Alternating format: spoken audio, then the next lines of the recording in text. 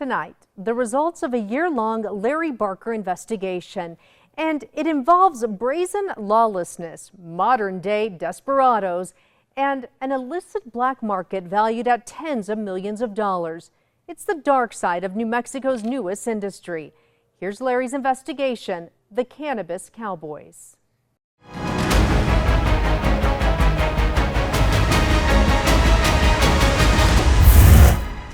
That is against federal law, it's against New Mexico law, and New Mexico's not putting a stop to that. The industry's running amok at this point.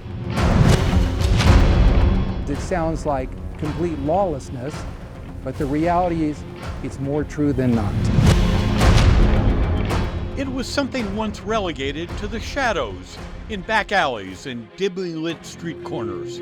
But all that changed 2 years ago, after lawmakers legalized recreational marijuana.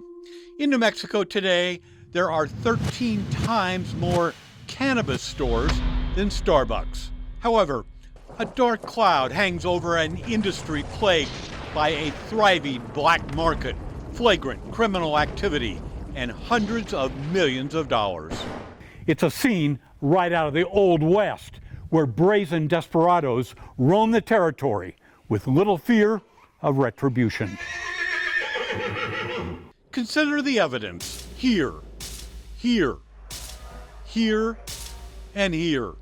There are so many violations, regulators are powerless to curb illicit activity. It's horrible. It's not the idea that I have for New Mexico. State Senator Joseph Cervantes chairs the Senate Judiciary Committee. We know there's crime, massive crime, worth millions of dollars right under our nose, and we're not willing to do anything about it. Exhibit A, the El Baila Event Center, a drug marketplace specializing in the sale of illicit cannabis products. From its Albuquerque location, dozens of vendors openly peddle everything from outlawed gummies and flour to bootleg edibles and vapes. When I walked in, I tell you, it was mind-blowing. The shocker is how blatantly open it was being conducted. Duke Rodriguez heads up Ultra Health, a licensed cannabis operator. He recently toured El Baile. Folding tables with products, everything from infused Rice Krispies to drinks to every imaginable product that you could think that would be for sale. There's no reporting of gross receipts tax, no payments of cannabis excise tax, completely unsafe and certainly untested product. They're selling unlicensed, untested cannabis that the state cannot confirm is safe for ingestion.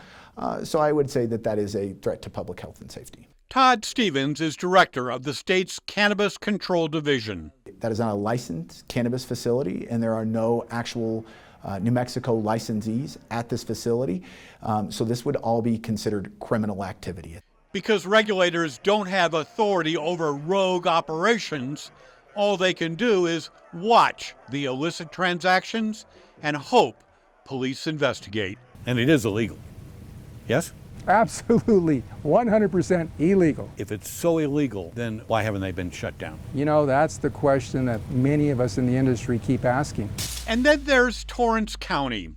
In 2022, former Navajo Nation presidential candidate Danae Benally was issued a cannabis license for a massive marijuana plantation near Estancia. Later, regulators learned they had licensed an outlaw enterprise. Native American Agricultural Development Company was found to be in violation of some of our most egregious statutory requirements. We revocated that license in December and issued a $1 million fine. And so they shut down?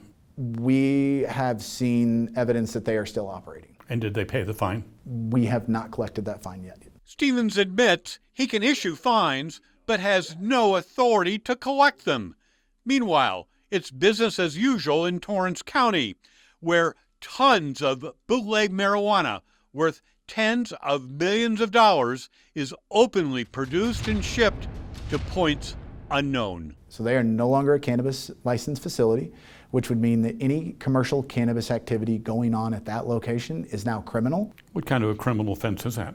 It would be a Class 4 felony for trafficking cannabis. Just down the road sits Bliss Farm, another vast cannabis operation. Inspectors discovered dozens of violations, revoked the license and slapped the facility with a $1 million fine, which has not been paid. These are not the only Torrance County cannabis farms with compliance issues.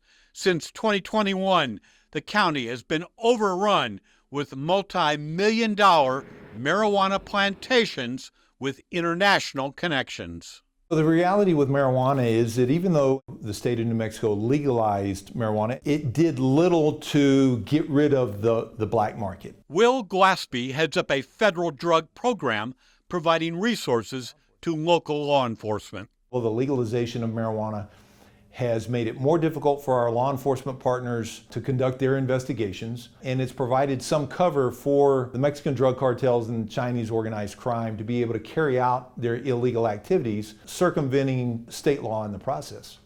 Industry experts put the price tag on bootleg marijuana here at a whopping $500 million. One insider calls New Mexico's weed marketplace the Wild Wild West. At least 50% of the cannabis commerce occurring in New Mexico is occurring in the illicit market. Buy unregulated cannabis and you risk unknown potency, banned pesticides, or dangerous mold. When the original act was passed, the promise was that this was going to eliminate the black market and eliminate the criminal element in New Mexico. To the contrary, we've become ground central for the illegal market in New Mexico. To understand why so many rogue cannabis organizations proliferate, you have to look at the state's licensing process. For example, once Unlimited Extract got a state cannabis license, its operation was hardly by the book. The Santa Fe pot shop openly touted banned products and directed a parade of customers to a clandestine store in the garage of a Santa Fe residence. By the time state inspectors got wind of the illicit operation, they said Unlimited Extract was, quote, out of compliance with everything. Disciplinary action is pending. So if Unlimited Extract wasn't compliant with state regs, how did they get licensed? Are facility inspections an important part of the licensing process? In my opinion, they're one of the most important, if not the most important part of the process, is inspecting these facilities to ensure that these businesses are compliant. Unlimited Extract was not inspected until months after its license was issued. In fact, New Mexico takes a unique position on cannabis. Here, licenses are issued on the honor system, where credentials are issued to practically anyone. We issue these licenses to good faith actors, and we assume people follow the law until we go into these businesses and find elsewhere. For example, last year the state issued Grass on Wheels a cannabis license.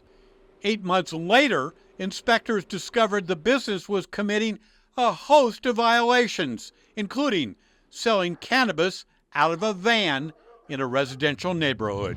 CMF of Clovis got its cannabis license in 2022. Nearly a year later, the state got around to an inspection.